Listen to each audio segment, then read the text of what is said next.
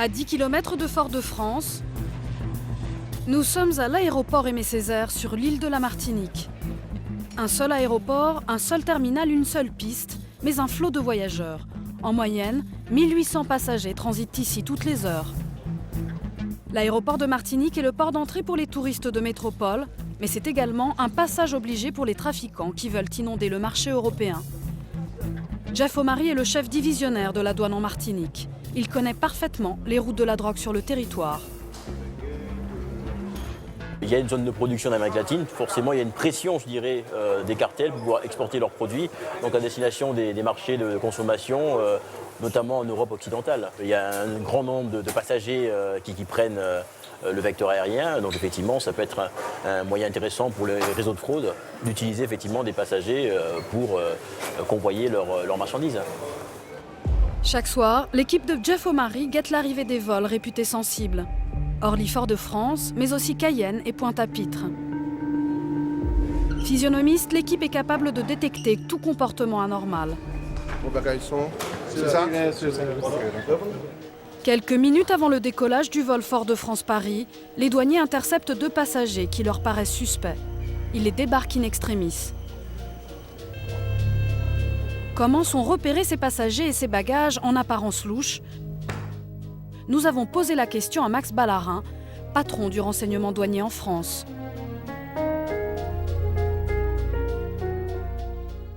La sélection des passagers par le douanier qui contrôle, c'est toujours un sujet qui fait fantasmer les gens parce que quels sont les critères, comment est-ce qu'on contrôle? Si je vous dis qu'on va contrôler quelqu'un parce qu'il est nerveux, parce qu'il transpire, bon, c'est pas un critère pertinent. Par contre, si on a quelqu'un de nerveux, plus quelqu'un qui ne suit pas l'itinéraire normal, plus quelqu'un qui a un bagage qui semble ne pas correspondre au sien, bon, voilà, tout ça mis bout à bout fait que... Les douaniers ont fait rapatrier les bagages du principal suspect. Ok, donc ce sont vos bagages, vos vêtements.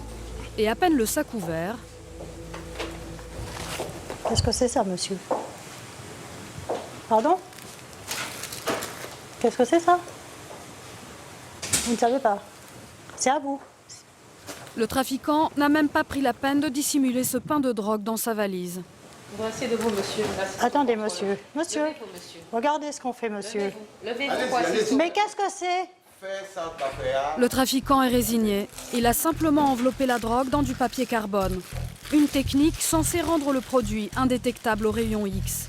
Mais c'est aussi une méthode de base très risquée pour le passeur et qui a peu de chances de tromper les douaniers.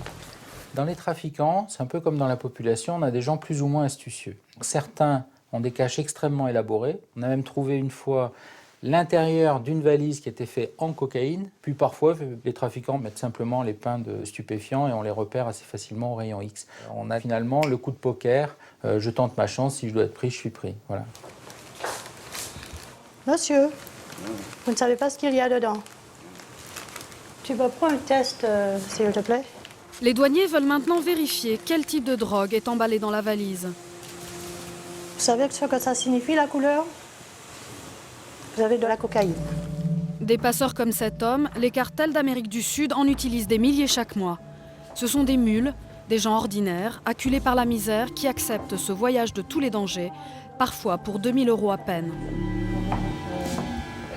Vous savez que vous transportez de la cocaïne? Pardon? Non? Comment vous êtes rentré en possession de cette marchandise dans vos bagages? Vous savez pas? La mule tente un dernier coup de bluff. La valise aurait échappé à son attention et ce pain de cocaïne placé là à son insu. Mais la douanière n'est pas Et dupe. donc, c'est vous qui les aviez mis. Vous êtes en infraction au transport irrégulier de marchandises prohibées et vous êtes mis en retenue douanière à partir de maintenant. On va continuer la fouille du bagage. Hein. Et là, surprise, Encore un autre paquet. les trouvailles s'enchaînent. Encore un autre paquet. 5 pains de cocaïne sont découverts dans le bagage. Les douaniers procèdent maintenant à la pesée de la marchandise. Donc 1160, 1145. Au total, presque 6 kilos de cocaïne destinée au marché métropolitain. Et écoutez quelle serait sa valeur à la revente. 5733 grammes. Ça vous fait à peu près 232 000 €. Un peu plus de 232 000 €. 232 000 € pour un produit brut qui vaut 10 000 € à peine à sa sortie de Colombie. En effet, en métropole, le gramme de cocaïne vaut 60 €. Pour la mule, ce seront 3 années de prison et 150 000 € d'amende. À 35 ans, ce Martiniquais vivait chez sa mère et croulait sous les dettes. Il n'a pas résisté à la proposition des trafiquants. Le piège s'est refermé sur lui. Derrière l'image paradisiaque des Caraïbes, avec ses plages de sable blanc et ses eaux turquoises, il y a une réalité beaucoup plus sombre. Celle du trafic de drogue et de la criminalité. Sur la mer des Caraïbes, l'île de la Martinique est le terrain idéal pour les cartels d'Amérique du Sud. Elle sert de tremplin pour saturer le marché européen de la cocaïne, la fameuse poudre blanche. À moins de 2000 km se trouve la Colombie. Elle assure 54% de la production de la cocaïne dans le monde. Son voisin, le Venezuela, convoie la drogue vers les îles Caraïbes grâce à des armées de go fast. Ces bateaux surpuissants quittent les côtes sud-américaines chargés à ras-bord, direction la Martinique. En première ligne dans la lutte contre le narcotrafic, la France. Chaque jour, les forces de police et services de douane mènent une guerre acharnée contre les trafiquants de drogue. Ici se livre chaque jour une bataille navale sans merci.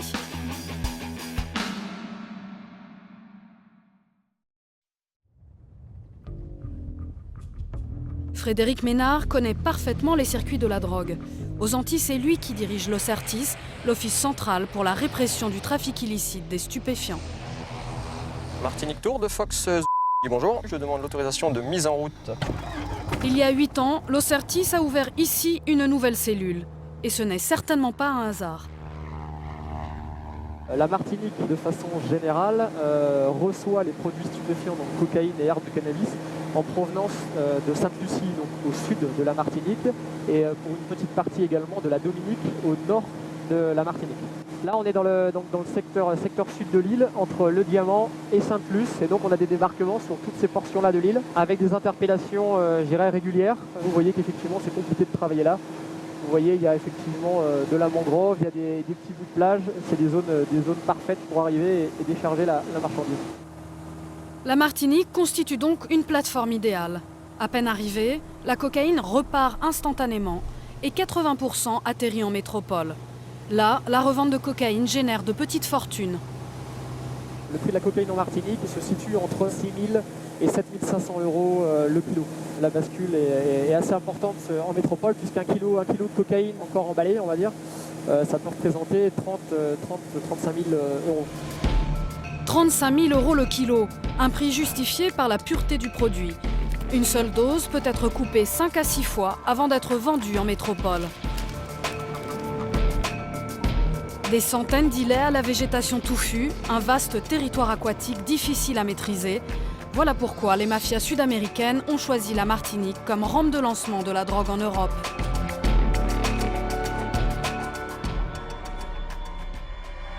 Nous sommes avec la brigade des gardes-côtes de Fort-de-France. Jour et nuit, les équipes de douaniers se relaient pour contrôler les embarcations suspectes. Bonjour. Le secteur à couvrir est immense, plus de 2500 km de zone maritime. Aujourd'hui, l'équipe du commandant Noël est sur le qui-vive. Un bateau a été repéré au large de l'île de Sainte-Lucie, principale tête de pont pour le trafic de stupéfiants entre le Venezuela et la Martinique. A priori, ce sera un yacht qui pourrait être chargé. Donc bien sûr, quand on dit chargé, c'est de la cocaïne. Sa nationalité, pour l'instant, ils ne savent pas. Allemand, hollandais, longueur, ils ne savent pas non plus. Ils savent juste que c'est un bateau à moteur. Donc l'avion décolle, là, il nous positionne l'objectif. Nous, pendant ce temps-là, on va descendre sud Martinique pour être le plus près possible de la zone d'intervention. Et dès qu'on a l'objectif et la position, on va dessus, quoi. Bon, on est parti. La traque commence sur la mer, comme dans les airs. La douane dispose de pilotes spécialisés, capables de repérer des cibles en un minimum de temps. On cherche finalement une aiguille dans une botte de foin, un petit bateau sur une étendue énorme, et le seul moyen, c'est l'avion. Il n'y a pas d'autre région en France qui soit à ce niveau de complexité avec autant de points d'accostage. Par la mer, les possibles voies de fuite pour les trafiquants sont si nombreuses qu'une coopération internationale est indispensable. Yankee, mettez en route pour la piste 10 à 12h20. Aujourd'hui, l'information vient des services douaniers anglais. Ce sont des va-et-vient suspects au port de Sainte-Lucie qui ont éveillé les soupçons. Et au bout de quelques heures, l'embarcation apparaît sur des radars au large de la Guadeloupe. Top. Bon, le nom à l'arrière doit être à peu près lisible, c'est un Américain. Nous avons réussi quand même à identifier un voilier qui semble intéressant. On a envoyé sa position à notre centre opérationnel avec sa route et sa vitesse et ensuite on attend les consignes pour savoir ce qu'on va faire précisément. Pour tromper les douaniers, les trafiquants de drogue utilisent souvent des bateaux de plaisance, apparemment anodins, pour dissimuler de la drogue. Ce sont des bateaux de petite taille qui vont être difficiles à suivre. Ils ne sont pas équipés de systèmes de localisation comme les bateaux de commerce. Et puis il y a eu un tel essor de la plaisance dans le monde qu'on a une démultiplication de ces bateaux et donc c'est particulièrement compliqué. À bord de la Vedette, Bien reçu, ouais. les coordonnées exactes de la position du bateau viennent d'être transmises. Pour le commandant Noël, la présence d'un voilier est le signe que les trafiquants ont élaboré une nouvelle route du crime. Ils font des ruptures pour qu'on n'ait pas le même bateau qui parte d'Amérique du Sud jusqu'à la France. Donc ils changent de bateau et après ils partent sur l'Europe directement. Donc direction l'Espagne et le sud de la France, voire même la Hollande directement. Constamment, les narcotrafiquants trouvent de nouvelles techniques pour échapper aux douaniers. C'est comme une entreprise, ils ont un budget recherche et développement, on peut dire, et en fait, ils progressent. Ils s'adaptent en fait. Plus on fait de saisies, plus ils vont rechercher un moyen qui peut leur permettre de passer inaperçu ou de passer entre les mailles du filet. C'est le jeu, il faut s'adapter en permanence. Les trafiquants sont très inventifs, très réactifs, et ça oblige les services de l'État à l'être également. Les gardes-côtes se lancent à la poursuite du voilier. Ils ont 5 heures de route devant eux. Et déjà, le jour tombe. De nuit, c'est beaucoup plus compliqué. Parce que le retrouver de nuit, c'est pas facile. Donc si on n'a pas un repositionnement de l'avion, la nuit va être très longue. La nuit va être très longue. Tout à coup, l'équipage reçoit une alerte. 15 degrés 55. On a reçu une nouvelle position sur le bateau. Donc on est en train d'appliquer ça au niveau de la nouvelle route. Étrangement, le voilier vient de modifier sa trajectoire. Il fonce vers les côtes guadeloupéennes. Dans 3 heures, il sera trop tard. Le voilier aura rejoint la terre ferme. Il faut l'essayer de l'avoir avant qu'il ait livré sa cargaison et avant qu'il ait quitté les eaux françaises. Donc l'idéal pour nous, c'est de le prendre maintenant dans les eaux guadeloupéennes, quoi. Il se peut que le bateau ne soit pas encore chargé, c'est-à-dire que là, il est peut-être en train de se rendre sur un lieu de rendez-vous pour charger la drogue, on ne sait pas. À l'approche de la cible, les gardes-côtes s'équipent. Gilets pare-balles et fusils mitrailleurs. On ne sait jamais à qui on a affaire le soir. C'est les contrôles de nuit, on ne prend pas de risque. Dernier briefing avant l'assaut. Vous mettez sur le côté ou à l'arrière. Et après, nous, on va les trois dessus, on va l'éclairer. Et après, vous passez par le côté et vous... Oui, il faut l'écraser. Hein. Ouais. L'écraser, c'est en fait éclairer le bateau avec une lumière suffisamment puissante pour empêcher les occupants de voir le Zodiac s'avancer vers eux. Le but est de les prendre par surprise. Bonsoir, bonne française. Vous êtes combien à bord? Pas bouger. Oui, c'est capitaine. Qui est le capitaine? Est-ce que vous avez la licence du bateau? Non. Pourquoi? Ce n'est pas mon bateau. Ce n'est pas votre bateau? Le propriétaire du voilier est absent. Un des douaniers relève donc l'identité des passagers. Mike, Oscar, November. Nationalité saint-lifienne. L'une des jeunes filles est connue des services de police pour prostitution. Les gardes-côtes procèdent à la fouille du bateau.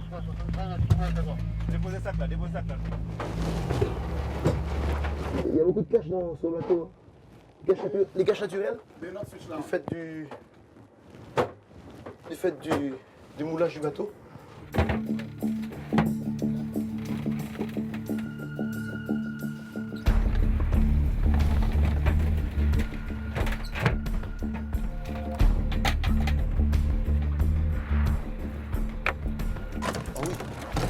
tout regarder. Il faut tout visualiser, hein. On ne laisse rien passer. Il y a deux collègues à l'intérieur là, qui finissent.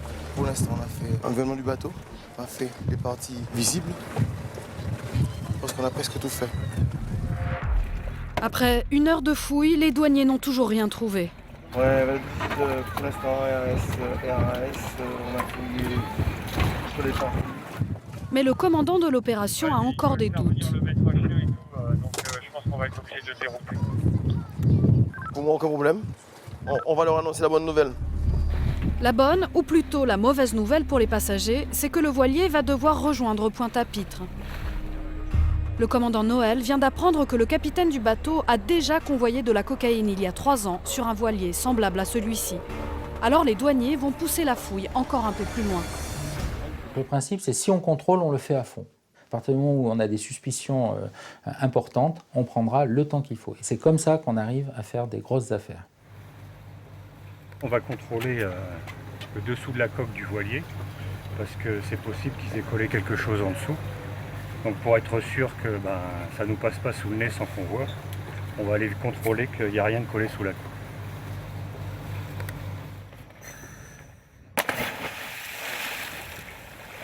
Le commandant connaît toutes les caches préférées des trafiquants.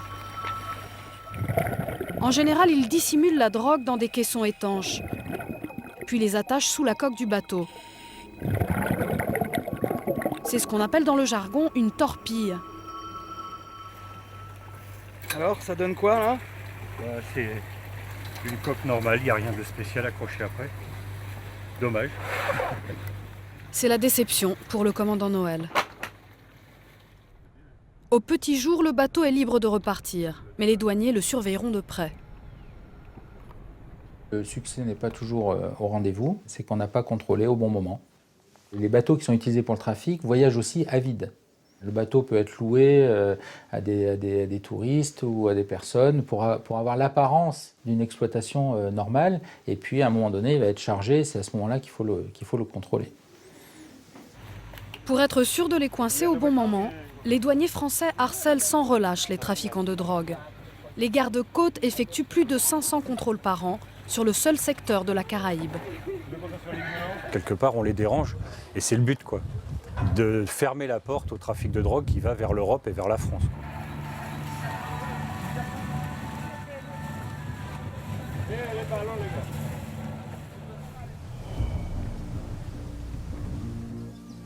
Parfois, harceler les trafiquants ne suffit pas. Il faut leur déclarer la guerre. Voici le Ventose, frégate de combat de la Marine nationale. À bord, une centaine d'hommes, et parmi eux, 20 commandos marines des forces spéciales françaises. L'opération se déroule au large de la Martinique. Ce matin, le commandant Matisse suspecte un cargo de convoyer de la drogue vers l'Espagne. C'est lui que le commandant désigne comme le client. Ce client est un gros bâtiment de commerce qui fait 130 mètres de long et qui pèse 10 000 tonnes, donc c'est vraiment un gros client. Il est suspecté de faire du trafic de cocaïne depuis maintenant 3-4 ans. Son équipage, ou en tout cas son état-major, est suffisamment astucieux pour ne s'être jamais fait pincer. La source de mes renseignements est d'origine américaine. Il est suspecté depuis 3-4 ans et jamais il n'a pu être mis en défaut. Selon le commandant Matisse, un bateau de pêcheurs est censé livrer aujourd'hui la cocaïne au cargo. Ce sont les commandos marines qui vont s'approcher de la cible. Avec leurs Zodiac, ils sont indétectables.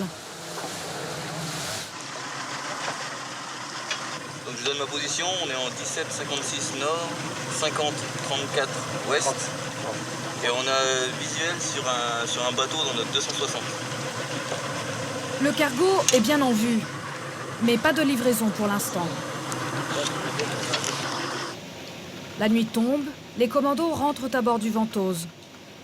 Soudain, sur la radio interne de la frégate, un drop annoncé. Le Ventose pense avoir repéré une livraison aérienne. On s'attendait à avoir un client qui charge, et ben il charge en effet. Donc maintenant on va aller essayer de l'intercepter tout de suite pour éviter qu'il ne planque sa cargaison. Tout feu éteint, le Ventose s'approche du cargo et vers 20h, le feu vert est donné. Qu'il n'y ait pas de ballots qui sont jetés à l'eau. Stop your ship. I repeat, stop your ship. Les commandos marines donnent l'assaut dans le noir. Si leurs calculs sont exacts, l'équipage a très peu de temps pour cacher la drogue. Dans l'escalier, une affichette annonce « Non aux narcotiques ». Les commandos isolent les marins dans le réfectoire, à l'écart du capitaine du bateau. Le capitaine et le second. Pendant l'interrogatoire, les commandos fouillent les cales.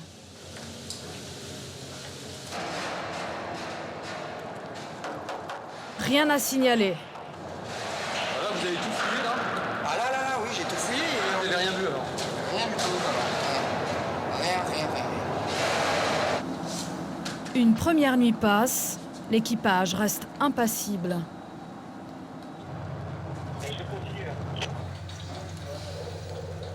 Mais le commandant Matisse a donné 3 jours à ses hommes pour trouver ce qu'ils cherchent. Ensuite, il faudra laisser le bateau repartir. On sait qu'on a affaire à des gens extrêmement malins, extrêmement sûrs d'eux. Ils sont sûrs de leur impunité. Donc n'hésitez pas à être super inventif. À fond. Pour trouver la cache, le commandant décide d'envoyer des renforts sur le cargo. 4 mécaniciens formés par les douanes vont l'inspecter de fond en comble. Il y a 2 ou 3 endroits déjà sur l'arrière qui sont bizarres. Ils connaissent toutes les planques possibles. Allez, on est parti. Les mécaniciens examinent pièce par pièce tous les recoins du cargo. Il mesure 130 mètres de long.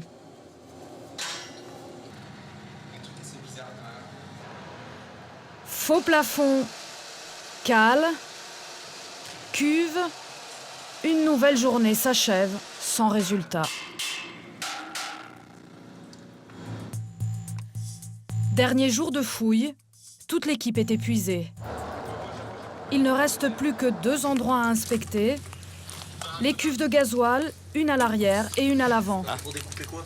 La première est difficile à ouvrir, c'est normal. En revanche, la seconde cède très facilement. Celui-là il saute. Les boulons en fait on les enlève à la main quasiment parce que la soute elle est pleine et c'est tout rouillé de partout. À côté par contre c'est indémontable.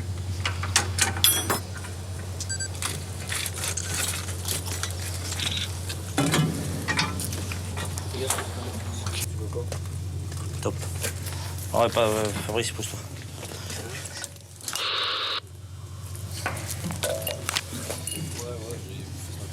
Donc là, on voit le fond, Ouais, ça part par là, Ouais. au moins sur 6-7 mètres. Ouais. Ça revient derrière et il y a aussi un... Ouais, ça fait un L, ça va sur là, ça va.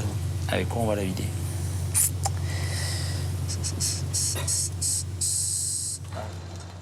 La nuit est tombée.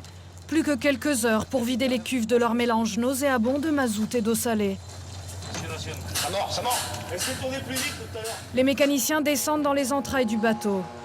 Les pieds dans le liquide, ils terminent le pompage à la main. En fait là je suis 12 mètres en dessous le pont.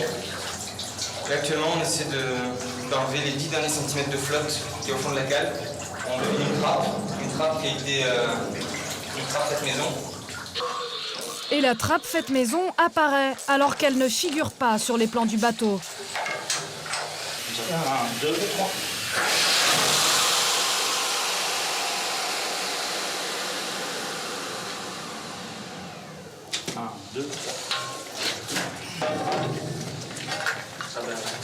Ouh là là, la vache.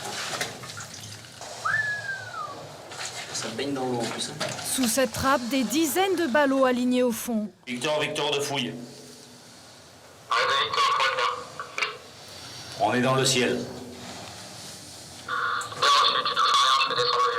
Qu'est-ce que ça veut dire on est dans le ciel? C'est l'indicateur qu'on a pour désigner qu'on a touché le gros lot. Ça va, écoute.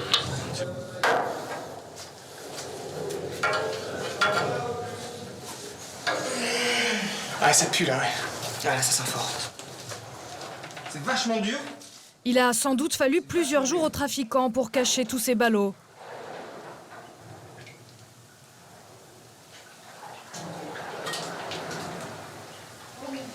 Ça représente combien en argent à peu près ça?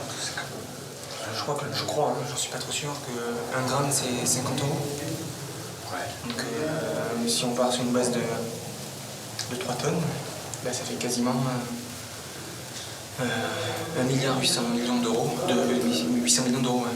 C'est phénoménal. Ça veut dire qu'en dessous de nous, là... Là, en dessous de nous, là, dans la merde dans laquelle on n'est pas lavé depuis 3 jours. Et bien en dessous, là, il y a 1 milliard 800 millions d'euros. Waouh. Les faits sont là, et pourtant le capitaine du cargo nie toujours. C'est un sac. Il dit qu'il voit des sacs. Comment? Un sac plastique. Il voit des sacs plastiques. Et pourquoi il y aurait des sacs plastiques? Et pourquoi il y a un sac en plastique au fond? Non sé. Je sais pas. Les ballots sont hissés sur le pont. Un échantillon va être analysé sur place. C'est énorme.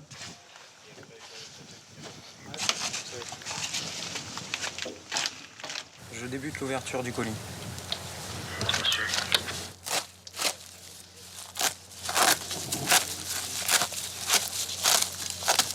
Bon, alors il y a plein de petits pains à l'intérieur. Je continue.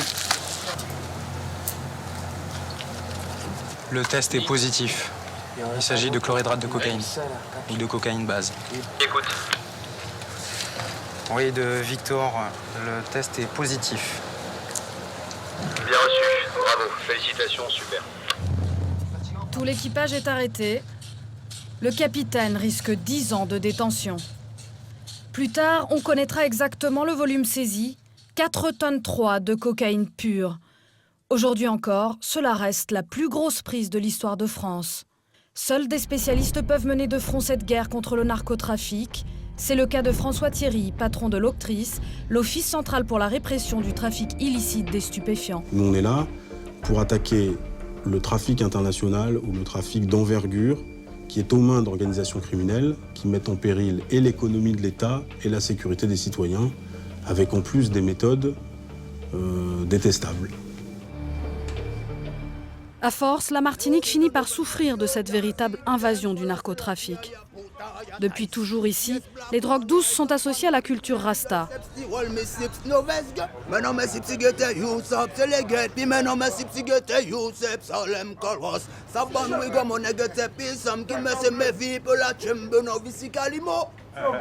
Pour certains jeunes Martiniquais, fumer un joint fait partie des mœurs.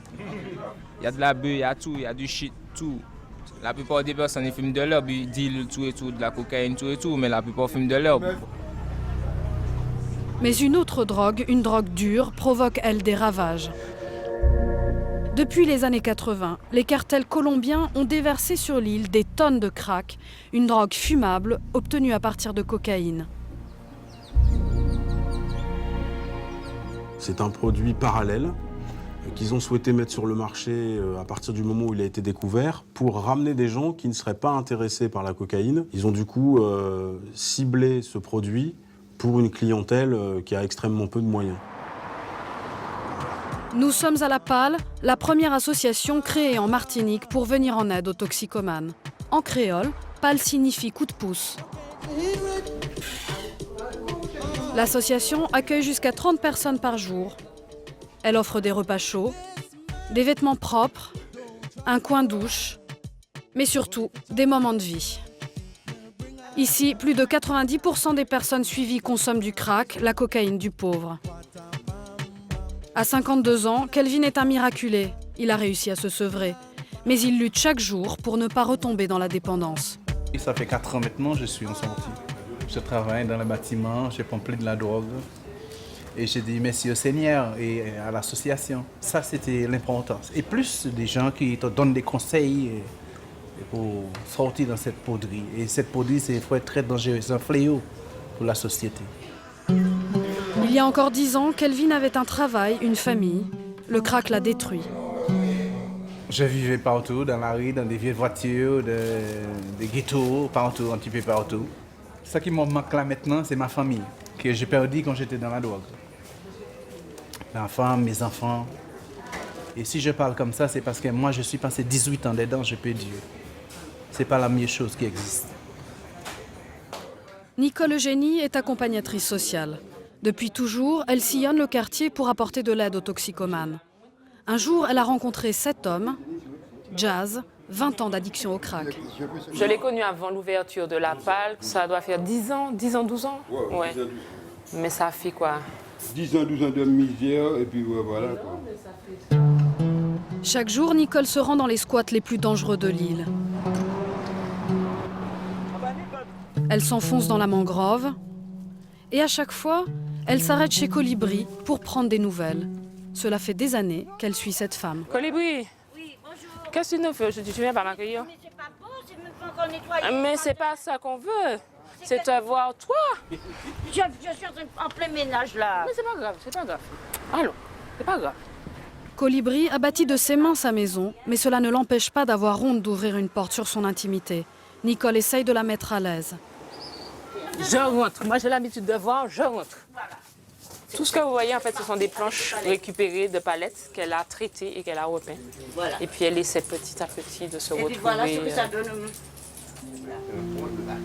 Il y a 15 ans, cette Française a quitté la métropole pour la Martinique, décidée à vivre la belle vie à l'ombre des cocotiers. Mais loin de sa famille et près, beaucoup trop près des dealers, elle a vite sombré. Je fume du crack, du cannabis, puis, mais très peu de cannabis, très peu de cigarettes, hein, mais plutôt du crack. Ça fait longtemps? 14 ans. Et c'est facile de trouver ici en Martinique? Bien sûr, on est dans le milieu. C'est facile puisque bon, c'est tout près, c'est juste à côté. Bon, ben, donc on sait où aller chercher, donc dès qu'on en a besoin, on y va et puis c'est tout. Hein. Un peu plus loin, au milieu des marécages, se trouve la maison de Jazz. Un amas de planches monté à la hâte, histoire d'avoir au moins un toit sur la tête. Elle-même mère de 2 enfants, Nicole est touchée par la misère et la fragilité de ces gens. Vu l'accès difficile, la boue, le type de logement, là c'est vraiment du bricolage. On se rend bien compte que ça ne peut pas être du 4 étoiles et que ce sont des conditions de vie très difficiles. Chaque fois qu'il pleut, même lorsque je ne suis pas en situation professionnelle, je pense à ces personnes parce que le week-end on est sous notre toit. Eux ils sont en train d'essayer de survivre, de garder le peu qu'ils ont. On essaie de faire quelque chose pour ne pas rester dans la rue, pour ne pas aller voler. C'est beaucoup pour moi, ça de regarder cela. Ah ouais. Eux, ils m'aident beaucoup. Alors, sans eux, je ne sais pas comment je serais. Autant où je consommais de la drogue, je dis par rapport à là maintenant, c'est presque rien. Parce que autant je consomme, aller voir au moins 150 €. À 30 ans, Jazz était un notable martiniquais, un entrepreneur à qui tout réussissait. Il a appris à ses dépens qu'avec le crack, il suffit d'une seule prise pour devenir accro. J'avais une société de gardiennage. Bon, j'étais avec ma femme et puis mes 2 filles. Et puis, bon, je ne sais pas qui s'est mépris. Bon, mais une fois, je suis allé dans la mangrove et puis j'ai rencontré 2 bonhommes. Étant donné qu'ils savaient que j'avais des sous à chaque mois. Quoi. Ils m'ont arnaqué. Et puis ensuite, bon, pour aller au travail, je ratais 10 jours, je reprenais. Et puis c'est parti comme ça. Quoi. Jazz a tout perdu, il ne voit plus sa famille et bien sûr, il est ruiné. Ils ont une telle consommation que toute leur économie financière peut y passer. Les personnes qui sont encore en situation de travail, on verra tout leur salaire passer pour l'achat de ce produit. C'est la fumée qui était plus importante que tout le reste, la nourriture, les habits, le logement, moyens de transport, tout. Tout est devenu secondaire par rapport au crack. En cas de besoin, ces personnes peuvent devenir violentes, etc. Donc, en fait, ils se rapprochent plus facilement du lieu de consommation parce que dès qu'ils en ressentent le besoin, il faut que le produit soit à proximité. En langage créole, quand ils vous disent « moi, envie prend », c'est que dans les 2 ou 5 minutes qui suivent, il faut qu'ils aient leur produit. Moi, envie prend, ça veut dire « j'ai besoin de consommer ». Là. À 3 € le caillou, la petite sœur de la cocaïne a fait des milliers d'accros. Au point que la Martinique est aujourd'hui la première région consommatrice de crack en France. La guerre contre les nouvelles routes du narcotrafic ne connaît pas de répit. Nous sommes au centre de tri postal de Fort-de-France. C'est ici qu'arrivent et partent tous les colis de l'île. En tout, plus de 3000 par jour. Retour avec Jeff O'Mary, le chef divisionnaire de la douane. Désormais, plusieurs agents surveillent le contenu des colis, car depuis quelques années, les trafiquants de drogue ont envahi le circuit postal. Les organisations de fraude utilisent tous les vecteurs, ils testent tous les vecteurs, et donc là, les colis postales, il y a beaucoup de produits frauduleux, notamment des stupéfiants, qui passent par ici. Et donc on est là aussi pour arrêter ce genre de trafic, pour effectivement éviter que les gens n'utilisent ce moyen pour je dirais, s'approvisionner en produits stupéfiants ou pour revendre des produits stupéfiants. Mais la tâche est énorme, seulement un colis sur 10 peut être intercepté et passé au peigne fin. Alors pour mettre toutes les chances de leur côté, certains ont leur méthode personnelle. J'essaie de renifler pour voir parce que bon, à la longue on arrive à détecter quand même. D'autres optent pour des méthodes plus pointues. C'est un appareil à rayon X qui nous sert notamment donc, à contrôler beaucoup plus rapidement les colis, donc pour voir déjà ce qu'il y a dedans. Et dès lors qu'on a un soupçon, on ouvre le colis pour pouvoir s'assurer de ce qui est dedans s'il n'y a pas des produits stupéfiants. L'agent des douanes a vu une masse suspecte et donc on va voir de quoi il s'agit. Est-ce que c'est un objet licite ou est-ce que c'est des produits de la drogue? Donc on va essayer en l'ouvrant de vérifier de quoi il s'agit. Au milieu de livres pour enfants, emballés dans un simple survêtement,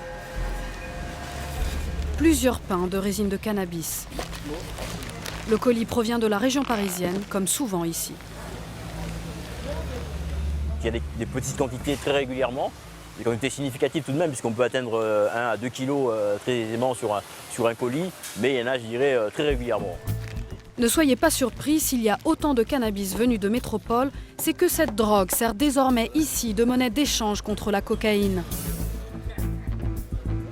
Depuis quelques mois, on observe un phénomène de troc, c'est-à-dire que des trafiquants qui veulent acheter de la cocaïne, parfois, proposent d'en payer une partie directement en cannabis. Ce qui nous a surpris, c'est la valeur qui était accordée à la résine de cannabis.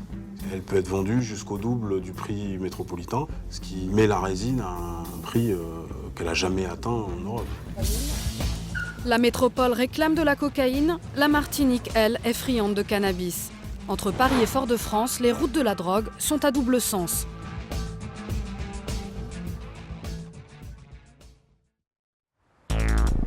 Autre trafic en Martinique, celui des animaux exotiques. Au fil des années, la richesse de la faune et de la flore martiniquaise ont largement été pillées. Et le problème, c'est qu'aujourd'hui, certains Martiniquais n'hésitent plus à aller faire leur marché chez leur voisin, la Guyane. Avec plus de 10 000 espèces différentes, la Guyane est un des plus grands réservoirs d'animaux au monde. Elle déchaîne les passions, aussi bien chez les petits collectionneurs que chez les gros trafiquants. Cette route du crime fait des dégâts, principalement chez les oiseaux et les reptiles. Nous sommes avec la police de l'environnement, une unité spéciale formée de plusieurs agents de l'Office de la chasse et de la faune sauvage. Tous sont armés. Leur mission, lutter contre ce trafic d'animaux. Là-bas, je pense qu'on en a des pêcheurs là-bas, juste là. Anthony Grolot est à la tête de la brigade nature. Aujourd'hui, un coup de fil inattendu a mis les agents en alerte. C'était quelqu'un qui vend une tortue charbonnière. On va aller voir cette vente illégale. La tortue est une espèce protégée en Martinique. Anthony Grolot tend un piège à une internaute qui a mis en vente sa tortue. Au rendez-vous, il se fait passer pour un acheteur. Bonjour madame. Ah, bah elle est jolie. Surprise, c'est une mère de famille et ses 2 enfants qui se présentent. Vous l'avez eu comment, vous? Une dame qui l'a donnée. Une dame qui vous l'a donnée? D'accord, ok. Et rapidement, Anthony Grolot tombe le masque. On se présente, on est de la police de l'environnement de Martinique. Il se trouve que le commerce de cette espèce est interdit. C'est une espèce qui est protégée. D'accord? Donc en passant une annonce sur Internet pour la vendre, vous avez commis une infraction. Coup de massue pour cette femme qui espérait tirer 200 € de cette vente. Anthony Grolot doit maintenant dresser un procès-verbal. Comment avez-vous eu cette tortue? Sur la route, elle traversait la route, donc c'est arrêté pour la ramasser parce qu'elle s'est fait écraser dans la prise. Et ma copine qui est à côté de moi, elle a dit comme ton fils aime les animaux, on l'a donné à ton fils. D'accord. La femme prétend donc qu'elle aurait trouvé l'animal par hasard dans la mangrove. Mais elle a pourtant l'air de s'y connaître en tortue. D'accord, vous savez qu'elle a 13 ans alors? Parce qu'elle a compté les... D'accord, les écailles. La femme s'obstine à faire croire aux agents qu'elle ignorait tout de cette vente interdite. Comment? Je tombe des nues. Mon fils est très intéressé par les animaux, mais c'est vrai que... Donc, je ne suis pas une bandit. J'espère qu'on me considère pas comme une bandit. Voilà, à partir du moment où vous passez une annonce pour la vendre, là vous faites du commerce avec des espèces protégées, et là on démarre un trafic, comprenez, c'est ça qui nous pose problème. Ce qui pose réellement problème aux agents, c'est que non seulement cette femme a tenté de vendre sa tortue en ligne, mais que cette tortue provient en plus de la Guyane voisine. L'importer en Martinique, c'est risquer de faire disparaître l'espèce. Eric Hansen a été le premier à tirer la sonnette d'alarme. C'est l'un des plus grands spécialistes de la faune et de la flore d'outre-mer. Les tortues que l'on sort d'un territoire, comme le territoire de la Guyane, les tortues vivent dans un milieu, dans un écosystème bien particulier. On va la mettre dans un autre écosystème. On n'est pas du tout certain déjà qu'elle va survivre, qu'elle va s'adapter à ce nouveau milieu. À chaque fois que l'homme a introduit une espèce dans la nature, ça a toujours été une catastrophe. Autrement dit, la passion française pour les nouveaux animaux de compagnie condamne certaines espèces à une mort certaine. La tortue exotique est de loin le reptile le plus convoité. Elle se négocie sur Internet entre 150 et 300 €, même si ce trafic est un crime. Pour éviter le pillage de la Guyane, on a protégé cette tortue sur tout le territoire national. Son transport, son commerce, sa capture est interdite et son élevage bien sûr. Et c'est vrai qu'Internet est actuellement le moyen le plus facile pour mettre en vente ces espèces. Au revoir. Allez. Relâchée, cette trafiquante du dimanche s'acquitte d'une amende de 150 €. Quant à la tortue, elle sera réacheminée sur sa terre natale, en Guyane.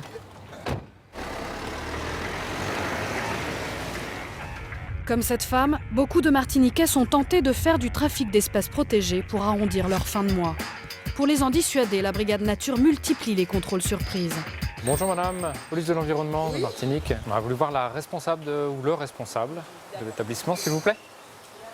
On vient faire un petit contrôle de votre établissement. Oui. D'accord. Donc on va recenser tout ce que vous avez comme animaux. Il n'y a pas de problème. D'accord. Apparemment, la patronne n'a pas l'air très heureuse de cette visite surprise dans son animalerie. C'est bon. On aura besoin d'un animalier pour qui nous donne les noms des espèces. Rendez-vous dans ces cas-là, non, vous pensez pas ou non, c'est un contrôle inopiné. Je peux me libérer une petite heure de temps. Moi, je vais m'occuper de la partie administrative, donc je vais avoir besoin de consulter votre registre d'entrée et sortie d'animaux. Non, ça je ne le fais pas, ça faut pas rêver. Vous n'avez pas de registre? Non, d'accord. Absolument pas. Je me suis proposé à le faire. Étrange, la directrice ne tient pas de registre. Il est donc impossible de vérifier quel type d'animaux sont vendus ici tous les jours. Je ne peux pas aujourd'hui, quand je vends une perruche, un mandarin ou un lapin nain, dire au client votre adresse, votre numéro de téléphone. Vous mélangez tout là. Non, je mélange rien du tout. Si, là, vous êtes complètement à côté. Alertés par l'agressivité de la responsable, les agents de la police de l'environnement vont contrôler de fond en comble le magasin. Bon, eh ben... En Martinique, comme partout en France, les animaleries doivent demander des agréments pour chacune des espèces qu'elles proposent à la vente.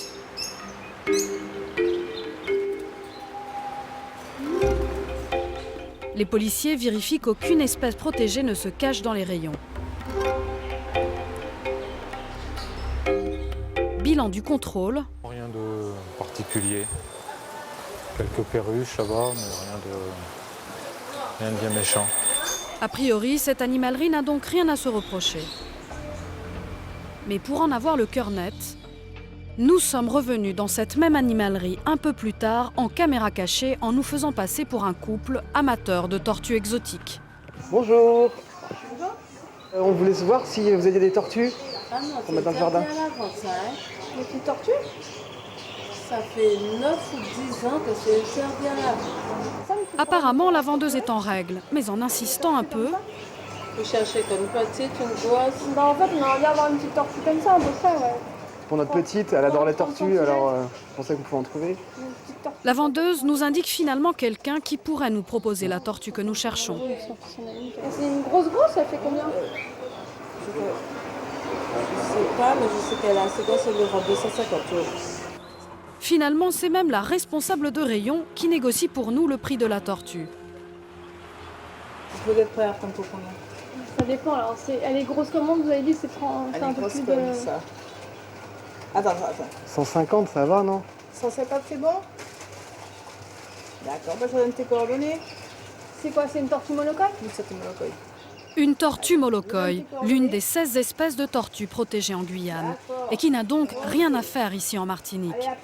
Les vendeuses vont même nous dire où nous pouvons les capturer facilement. Dans les rivières, dans les cours d'eau, Ouais. Des fois, cet esprit, il y en a aussi. De demander à des gens, des fois, on trouve. Mais il faut vraiment... Quand vous allez faire vos balades, demandez aux gens de l'entourage pour vous. Et les deux vendeuses vont même nous donner un étrange conseil. Voilà. Par contre, au barrage de la Manzo, n'y allez pas parce que là, ils sont... Il y a un monsieur, une fois, qui a réussi à prendre un, il a eu de justesse parce que sinon, il y a la police qui passe à côté et qui met la main. Ah Donc oui. là, il faut prendre vraiment discrètement. Je ne sais pas si on reste encore. C'est vraiment protégé, cette bête. Quelques minutes auront pourtant suffi pour se procurer ces tortues interdites à la vente.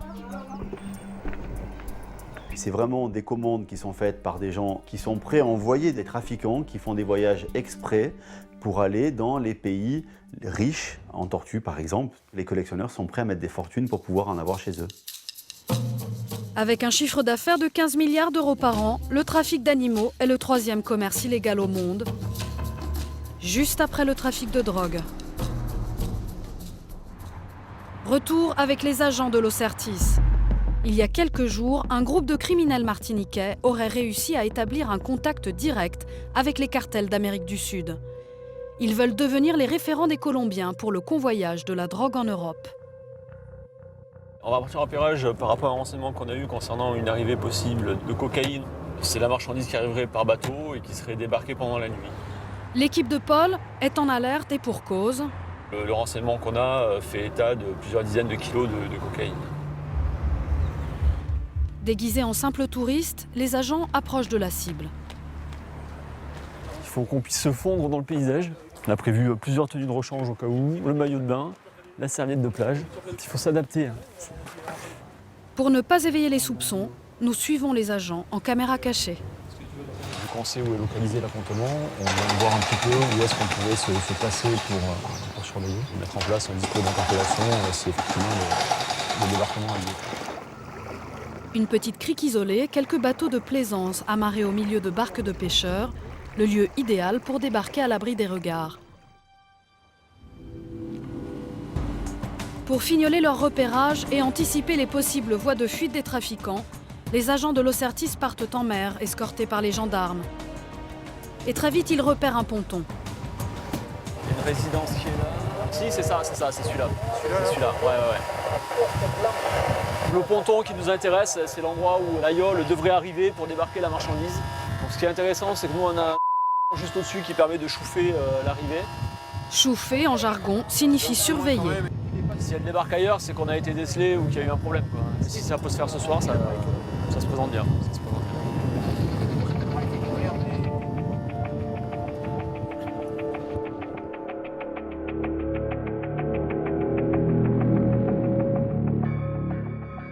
22h. Les agents de l'Ocertis ont investi une chambre d'hôtel. Ils vont y planquer toute la nuit. La chambre donne sur le ponton où les narcotrafiquants sud-américains sont censés débarquer leur cargaison de cocaïne. La tension est palpable, un seul mouvement suspect et l'opération peut capoter. Tous les agents du groupe sont habilités à mener des actions de force. En clair, ils peuvent utiliser des armes de guerre, AK-47, cagoule, gilet pare-balles. Ce soir, ils savent que l'adversaire est de taille. Nous, on a quand même des gens qui transportent plusieurs dizaines de milliers d'euros de marchandises et qui seraient prêts à faire pas mal de choses pour la conserver. Les surveillances en matière de stupéfiants sont extrêmement sensibles. C'est peut-être la partie la plus sensible de nos opérations, dans la mesure où d'abord elle peut tout faire échouer, les gens qui trafiquent sont aux aguets, et ils s'attendent à faire l'objet d'investigations. Donc il faut qu'on soit particulièrement discret. Pour coincer les trafiquants, les agents utilisent des lunettes à vision nocturne qui permettront de détecter et d'identifier le bateau à une distance de 300 mètres. Les agents ont placé une caméra sur la terrasse. Ils peuvent la piloter depuis l'intérieur de la chambre. Toute l'opération se déroule en silence, dans le noir total. Pour l'instant, aucun mouvement suspect. Le chef de l'antenne Caraïbe de l'Ocertis, Frédéric Ménard, participe à l'opération.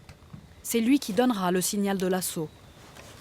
Il y aura quand même un effet de surprise parce que le temps que les mecs ils réalisent ce qui se passe, s'ils ont les colis dans les bras, on a quelques secondes, je dirais, pour se positionner et puis avancer sur eux, quoi. Et puis effectivement, les règles de légitime défense, comme d'habitude, en fonction fonction de la situation. Mais comme d'habitude. À 23h, surprise, la tête du réseau martiniquais fait son apparition derrière la résidence. Alors pour la 3e ou 4e fois, il a fait son petit tour et est rentré à nouveau chez lui. Lui aussi guette l'arrivée des trafiquants sud-américains. Il est chargé de surveiller que la voie est libre avant de donner le feu vert à la yole pour débarquer. Les agents de l'Ocertis redoublent d'attention. Une petite montée d'adrénaline. Mais les minutes passent et le bateau n'arrive pas. Là, ça commence à traîner un petit peu. On sait qu'on est là jusqu'au bout de la nuit. Les agents de l'Ocertis passent toute la nuit en planque, en vain. Une nuit blanche pour chou blanc, ouais. Une nuit d'attente malheureusement en vain, mais ça fait partie des contraintes de ce genre d'opération. C'est ça les aléas du métier, c'est que c'est pas une science exacte. On a rarement la certitude absolue que ça va bien être livré. Les trafiquants, ils sont quand même pas organisés comme la NASA. Eux aussi, ils ont tout un tas d'impératifs qui tiennent à leurs hommes de main, qui tiennent à leur capacité de stockage, qui tiennent à leurs finances, à l'instant T. Donc nous, on est dépendants de cette désorganisation des trafiquants. Les trafiquants ont-ils changé de tactique ou de route ? À cet instant, les enquêteurs ne peuvent pas le savoir. Chez nous, on dit qu'il faut 10 affaires démarrer pour en réussir une.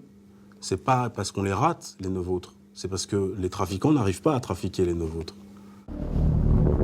Plus tard dans la matinée, l'opération connaît un nouveau rebondissement.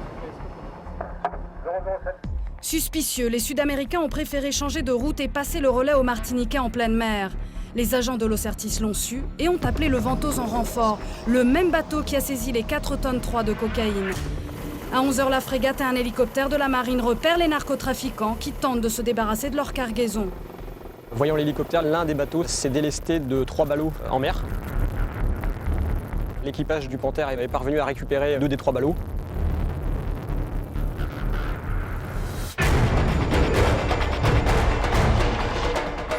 Les bateaux transportaient plus de 73 kilos de cocaïne. Une belle prise pour l'Ocertis. Alors c'est pas nécessairement de grosses quantités, hein, puisqu'on est habitué à voir des quantités plus importantes ici. Pour autant, 73 kg de cocaïne, c'est toujours 73 kg qui ne passeront pas ensuite sur les marchés, le marché européen peut-être. 73 kilos de cocaïne, ce sont plus de 5 millions d'euros de bénéfices à la revente en métropole. À présent, la cocaïne doit être analysée, les pains photographiés, car cette saisie sera décisive pour prouver l'existence de la filière, son importance et ses méthodes. Ensuite, les agents de l'Ocertis doivent rapidement détruire la cocaïne. Une dernière étape risquée car la drogue est convoyée jusqu'à l'incinérateur de la ville.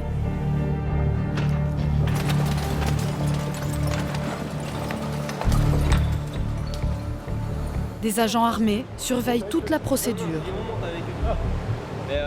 On part une fois qu'on a constaté que la marchandise n'était plus accessible. Donc c'est un four, c'est plus de 1000 degrés je crois, hein, c'est ça messieurs? Voilà, il y a plus de 1000 degrés donc qui détruit la marchandise. Donc il n'y a aucune chance. C'est important pour vous de bien vérifier que ce soit fait? Forcément, si c'est pour retrouver la marchandise dans 2 jours dans la rue, c'est pas le but. En 2011, les saisies de cocaïne ont explosé en France, de 5 tonnes à plus de 8 tonnes. Des prises records qui montrent que la guerre entre les trafiquants et l'État français a atteint un nouveau pic de violence et qui prouvent aussi que les cartels de la drogue poursuivent leur expansion. Un trafiquant, c'est d'abord un commerçant. Par contre, c'est un commerçant qui respecte rien. Il respecte ni ses partenaires, donc ni ses fournisseurs, ni ses clients. Il respecte évidemment pas les lois, il respecte que son profit. C'est vraiment des gens pour qui le dieu argent a été élevé à un niveau que personne d'autre ne connaît, je pense. Après les armes, la drogue est le deuxième trafic le plus lucratif au monde. Dans les Caraïbes, la Martinique est une île fragile, aux frontières toujours plus perméables, une île assaillie par les truands en tout genre, mais aussi une île qui est au cœur de la lutte contre les trafics et qui se bat chaque jour pour ne pas devenir un carrefour du crime.